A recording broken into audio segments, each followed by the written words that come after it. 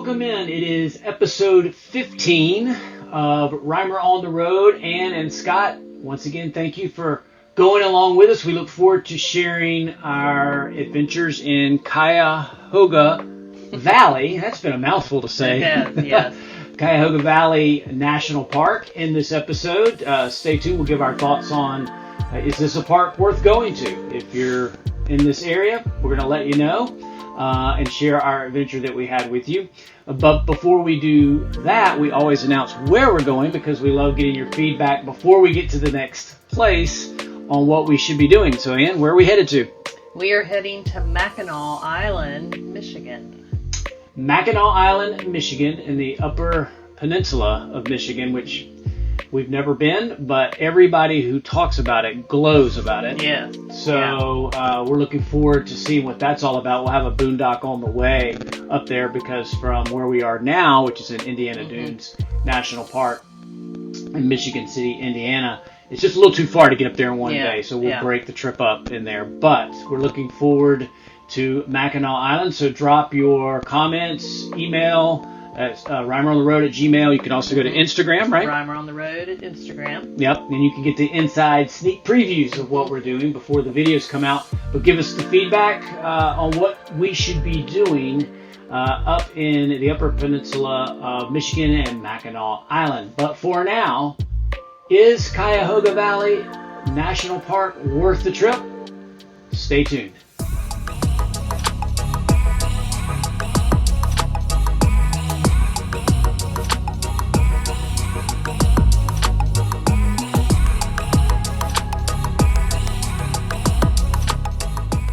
Alright, so we ventured into Cuyahoga Valley National Park.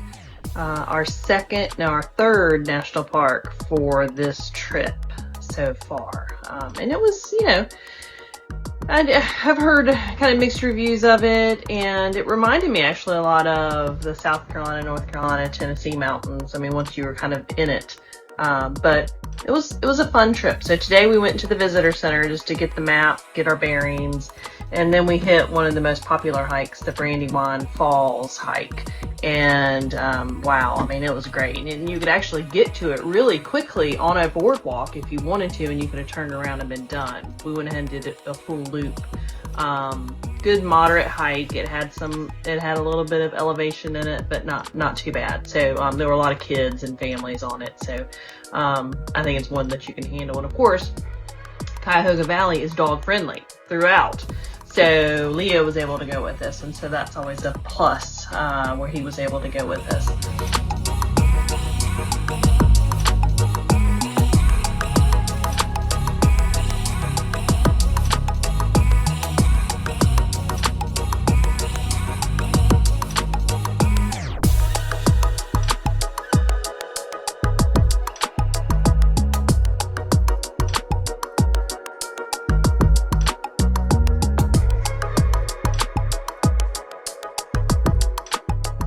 And then once we finished that hike, we decided to go back to the Guide Along app that we had used in Acadia. And once again, it has proven to be valuable.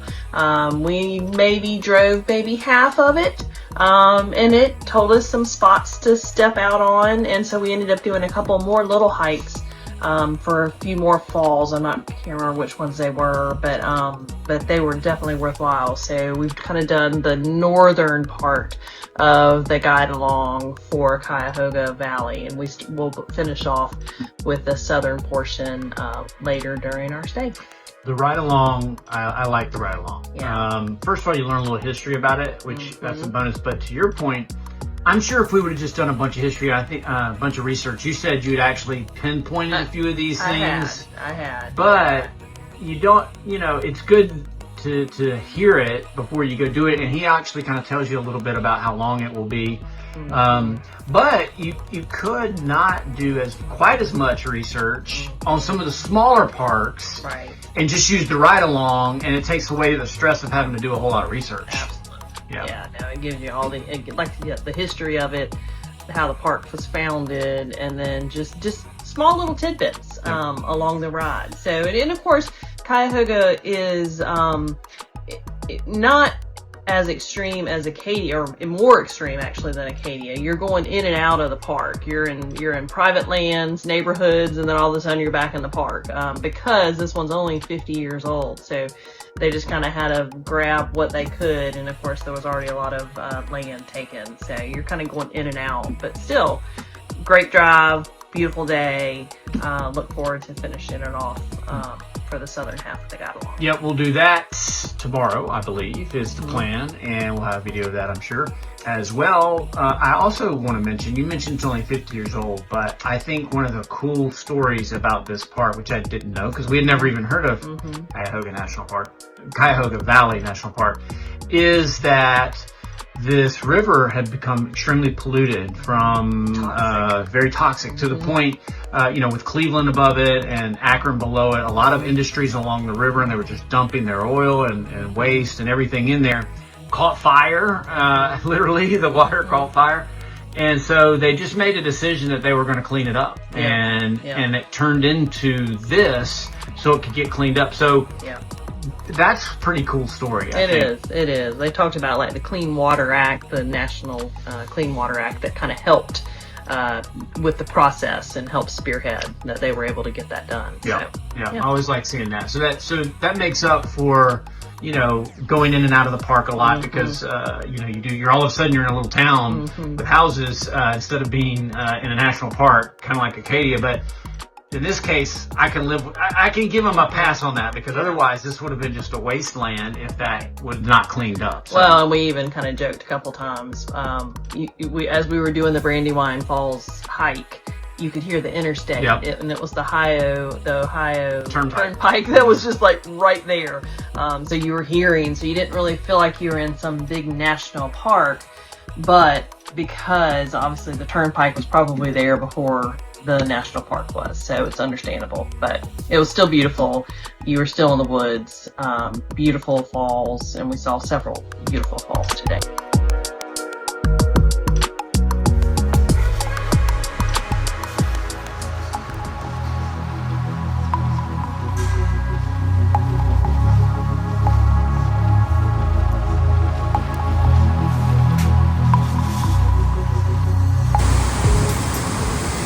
Okay, so the boat's almost lowered on that side of the lock. That is getting to a level of this side of the dock, of the lock. You can see that's the level of the actual canal above it. So that's what, about 20 foot, maybe even 30 foot drop. It's very cool.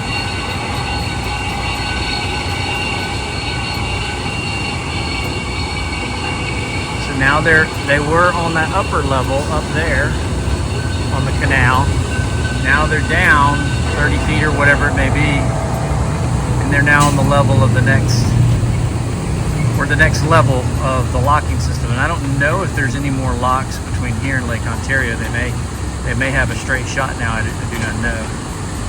We'll check these guys out coming through here, and then we'll see them on the other side. Alright, so there they come under the bridge here. We were just across the way there a moment ago. They're halfway through the lock now, and you can see they'll stop here because they've raised the water up. But if you look, there's one more step down to that lower lock that they have to still do. So they would have gone through two transitions in this one lock, which would be a drop of about 60 feet probably from the previous part of the canal, Erie Canal, to where they will be when they get over there. You can now see the continued drop of the canal and the change of color of the cement over there. They've gone down about 20 feet now, at least. They're almost on plane with this next level of the Erie Canal, and they're going to open those doors in just a minute. And this guy right here is going to scuttle right through there on his way to Lake Ontario.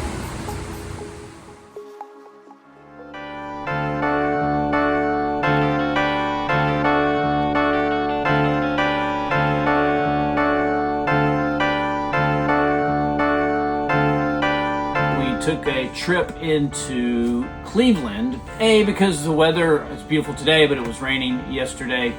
And so we thought this would be a perfect time to go ahead and knock out the Rock and Roll Hall of Fame right on the shore front of Cleveland, Ohio. Now, full disclosure, I'm not a huge museum connoisseur kind of person. I go in and look at things, I read a little bit, but I don't go to every single thing, and it would take days to get through some of these museums if you did that. So my review of it is simple, that I just spent about 2 hours, Ann and I, about 2 hours in it, and that was about it. So it's a very short overview of what you could do. You could spend the whole day in there if you were really patient enough to go through every single thing and read everything.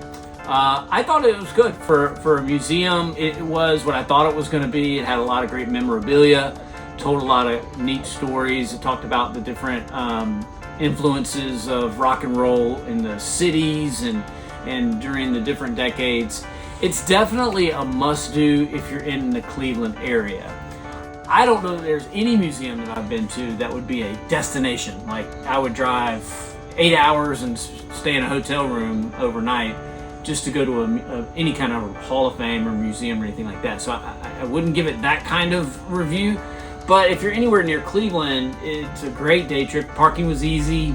And again, you can spend 2 to 3 hours in there. There's food inside if you want to do that. But I definitely learned some things. I love music, but I did learn some things. And of course, I got to see a lot of memorabilia from some of those that I love so much in the music industry. So it's a good review.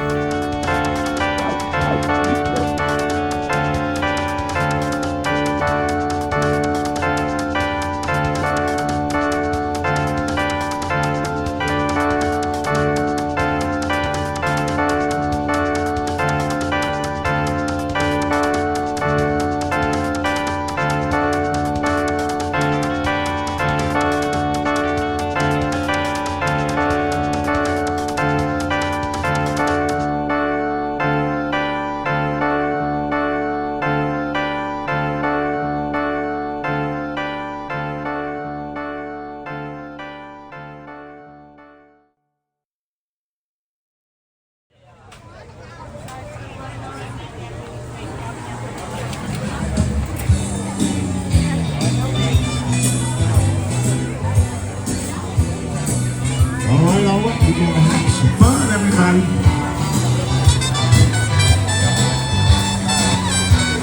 On the street one day, a man came up to me and asked me what the time was that.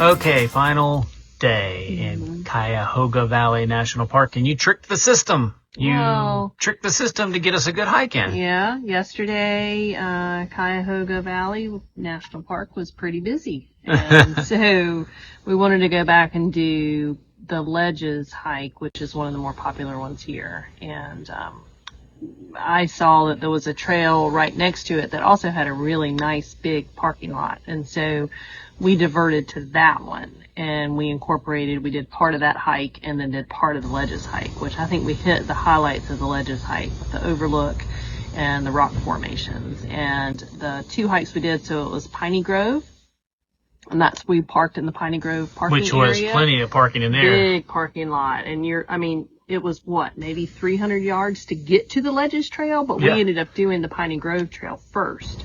And then kind of diverted off of that on a little connector trail, and it took us up to the Ledges, and we did the overlook, and then we came back down. You have to backtrack just a little bit, and did the rock formation portion of the ledges, and it was really something to see. Yeah. And as you walk right along it, and you can see them eroding, it's just the nature taking its course. You know, trees growing out of the rocks, ferns, moss. Just a great combo, I thought, because the first hike, the Piney Grove, was very little elevation gain, but you were just going through the forest. It was beautiful. There again, moss, trees, well marked.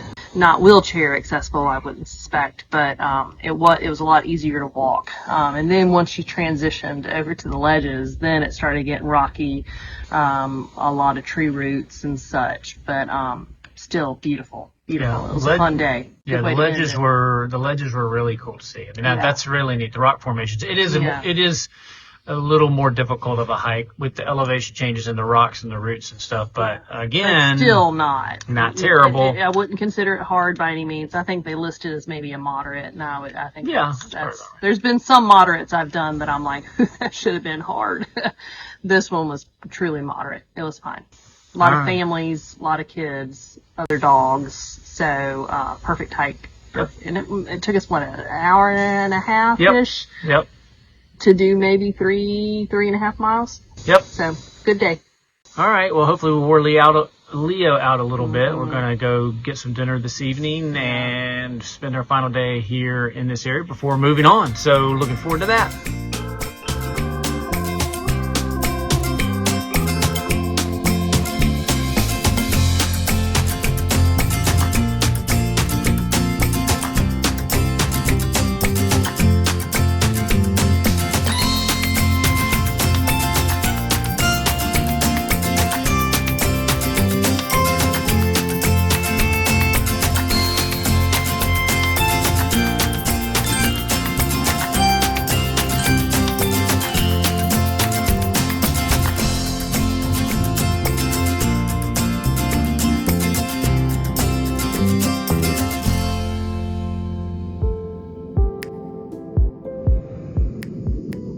Okay, just finished up dinner. Very unique place in Barberton.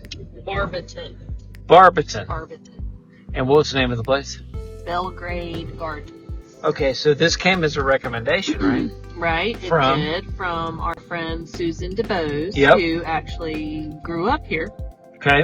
And she said it would be like, if we missed this, it would be like missing getting some Carolina barbecue when you came into town. So she's like, you got to go here. They're known for their fried chicken. And with some special hot sauce, which was actually a rice tomato stew and a vinegar-based coleslaw, which was really good. And then they have a heaping thing of fries on top. Hand-cut fries. Really good, old school. It's been here since 1933. Yeah, you knew it was going to be good because and it's hard to see there, but there's just a bunch of people waiting to get in and a lot of locals here. I heard someone say to the waitress when she got her food, the waitress came and checked on her, and she was like, well, my daughter just tracked us and saw that we were here and is jealous. So clearly it's got a following, and then even the people that sat next to us, one person grew up here and they were bringing friends who had never been here, so they were excited to try it. So it was good local. This is what we're looking for. We're looking for the plate things that, it was like a 40-minute drive from where we were staying, but it was worth it to come down here and try something local. We got nothing else to do. We're on vacation, right? Just drive on down. It's been a long time since I've had a chicken on a bone. Yes. Yeah, a long time. Bone in. And so, well, not to include wings. I mean, we can't exclude wings. Fried chicken. It's been a long time since we had fried bone-in chicken, and it was good. And we got a lot of leftovers. We got a lot of leftovers. So. All right, there you go. Episode 15 in the books, Cuyahoga Valley National Park. I'll start with the most basic question because this park is relatively new. We talked about that in the video. And the circumstances for which it was developed is awesome. I think we both can agree to that. The question, though, it had mixed reviews about it. So I ask you, is this a national park worth going to? Oh, I mean, if you're in the area, absolutely. I mean, it had some great hiking, great biking paths. I thought it was beautiful. I loved the falls. They have different falls there. I think it's absolutely worth going to. Yeah. And we should always say when we're providing our feedback on it, it's our experience. Other people have different experiences, and we don't do everything in the park that you could be doing. And so I really hate to cast judgment on a place unless you've done everything. And even if you've done everything, you may have different preferences than others would. But we can only give you our opinions based upon what we felt.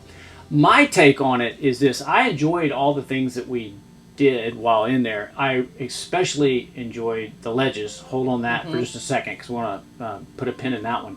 But much like I said in the video related to Cleveland and the Rock and Roll Hall of Fame, I'm not sure this area and then this park is a destination if you're a long way away. And if you're going to drive 6, 7, 8 hours and spend a week in Cuyahoga Valley National Park and maybe go into Cleveland for a day or two, I'm not sure that's what I would want to do. I wouldn't put that on my bucket list, if that makes sense, considering there's so many parks in so many different places of the country. But if you're in the area, absolutely it's worth a stay in there. So it really just depends on whether you're looking for a destination or whether you're going through a pass-through for a couple of days. Right, and you can, for sure, 1 or 2 days, at least get a taste of it. I mean, 2 or 3 days, you could probably do a little bit more in depth with it. But like I said, we love biking. We did not do the biking, but there were a lot of the towpath that goes along the old canal. And so I think great biking in the area. And it actually had some hills. I don't know, there were some ski resorts in there. I had no clue. Yeah, that's right. Some ski resorts within, or I think they were within. That was one of those national parks where you're kind of in and out of private land. So it was hard to tell if it was actually in the national park or not. But if you're in the area, absolutely it's worth it. I do agree. Would I make that my full destination like people probably do for like Yellowstone, Grand Tetons, Glacier? Probably not. We just came back from Niagara Falls, which had one of the greatest geological expeditions in the world. I mean, this is a true wonder of the world. Not on the same scale, but I did think the ledges were very unique. Something I haven't seen in my lifetime up close and personal. They were. I mean, very unusual that you don't see on any of the other hikes. And of course, I think Brandywine Falls was worth it. And you can do that one. You can do a quick shorten out on the boardwalk if you didn't want to do the full hike just to see the falls. So I think those are the two top, Brandywine Falls and the Ledges hike. Totally agree. Our campground in Cuyahoga Falls, we stayed at the Streetsboro Cleveland KOA. Yeah, they're starting to run together for me. I had to think about it for a minute. Again, we picked a pretty good location to get in and out of the park. Had plenty around us that if we needed anything location-wise, it was pretty good because we could get to just about everything we wanted to quickly.